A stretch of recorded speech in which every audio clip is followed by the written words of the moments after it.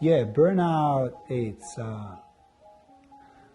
it's increasing for various reasons. For lots of people, the burnout happens when I keep putting more and more energy and less results come. As I always mention to clients that come with burnout issue,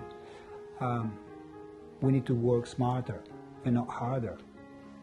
Smarter means realizing what are my qualities, what are my skills, but sometimes all that knowledge that is here in the front, the smart part of my brain, disappears because I'm taken by what's here, which is my fear. So if I fear something, I might not use my qualities, and I will just start working harder rather than smarter. So burnout is on the rise, yeah. We could see how that is heavily impacted by having more casual jobs, other societal issues, but in the end it can only be resolved by and this is my my tackle because I'm a psychologist, can be tackled by each one of us individually, becoming more aware of what am I doing, if I'm following my aspiration or I'm just chasing one of the shoulds. I should be a better boss. Do I want to be a better boss? What is a better boss? And the burnout comes definitely from running like a hamster in a wheel, because that wheel keeps turning and I need to go faster. What about if I stop and I refocus my energy in the direction that it suits more my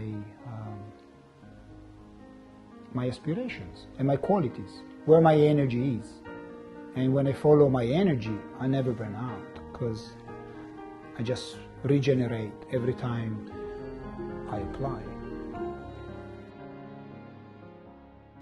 We are very specific about what we can offer, and our program is targeted to people that want to address issues of anxiety, depression, substance misuse, and trauma. And it's a very purposeful choice because we don't want to overextend beyond what we can do in a short time. As I always mention, anxiety and depression are two faces of the same coin. And substance misuse, it's just another way to cope with that sufferance. Often people come because life has become dysfunctional due to maybe substance misuse.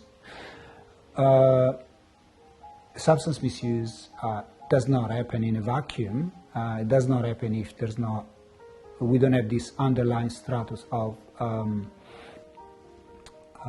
anxiety or the pressure, and how to deal with that pain that when it builds up becomes unbearable.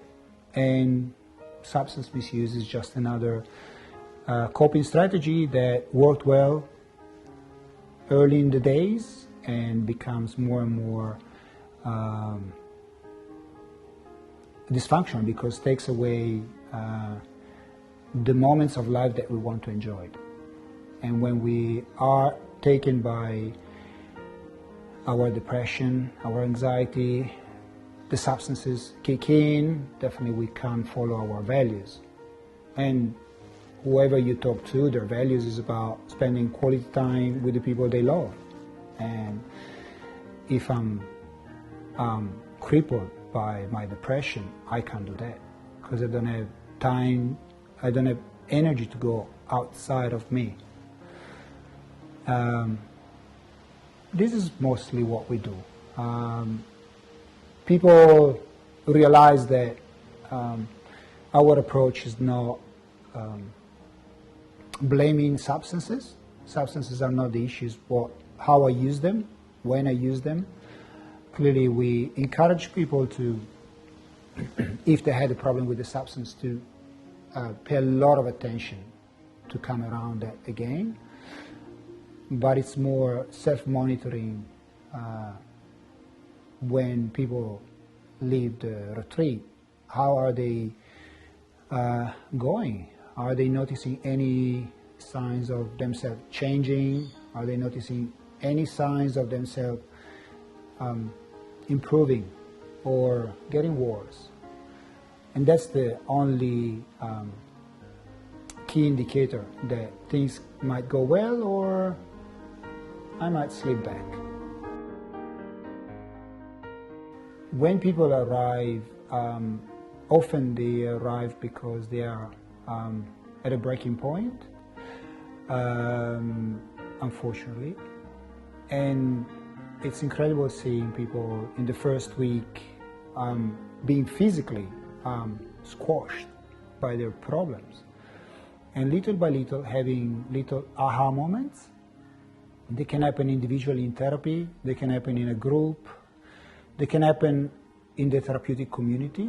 Sometimes the therapeutic community is so effective that clients report that the best moments they had was chatting by the lake with another guest. Because normally guests that have been here for longer, they've already acquired some tools and they apply them and it works beautifully. And it's beautiful seeing clients when they start flourishing. It's really, the sensation is seeing people squashed when they arrive and little by little start flourishing. And you can see in their posture. You know, our massage therapists, they say, oh, this person is walking straight in the room. You know, before was hunched or curled or downcast. And yeah, people really change. It's a beautiful feeling to see life coming back to people. We always warn people that it could be a short-lived experience or it can be a long-lasting one. It will not always be the same. Every day will be different. It's about learning to accept the fact that maybe tomorrow I will feel like I felt 2 months ago, and it's okay. And it's okay. What can I do in that moment to remind myself where do I want to go and how do I want to go? Who do I want to go with? Yeah, a beautiful sensation to see people flourishing and coming back. Some clients come back months or years after to thank, and it's wow, I didn't know I was in someone's thoughts for that long. Yeah? I remember people, I remember all my clients, sometimes not their names. I remember all my clients and their stories, and I always hope that they're doing well, even if I know that sometimes we struggle when we go back to the environment that was toxic. But when they come back and share their story, it's inspiring. It's inspiring for us therapists and for clients when they know that someone else is doing well.